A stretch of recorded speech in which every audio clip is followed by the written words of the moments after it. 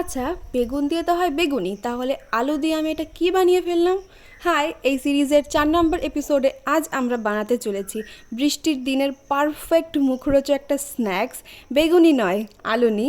যদিও বা রেসিপিটা আমার নয়, রেসিপিটা বানিয়েছে ইনি। তো চলো দেখা যাক কীভাবে বানানো হলো। প্রথমে একটা ব্যাটার তৈরি করে নিতে হবে, যার জন্য দিয়ে দেবো ময়দা, বেসন, তার মধ্যে লবণ আর তার সঙ্গে হলুদ দিয়ে ভালো করে মিশিয়ে নিতে হবে। তারপর ওর মধ্যে পরিমাণ মতো জল দিয়ে একটা সুন্দর মতো ঠিক মতো ব্যাটার করে নিতে হবে। আর ব্যাটার তৈরি করতে করতেই তার মধ্যে চলে আসলো বৃষ্টি। তারপর কড়াইতে বেশ খানিকটা তেল দিয়ে আলুগুলোকে পাতলা করে স্লাইস করতে হবে।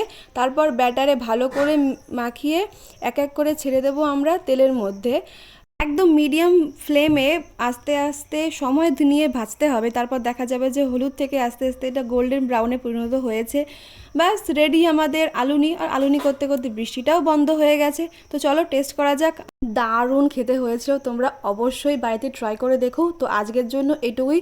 সকলে অনেক ভালো থাকো, সুস্থ থাকো, বাই বাই।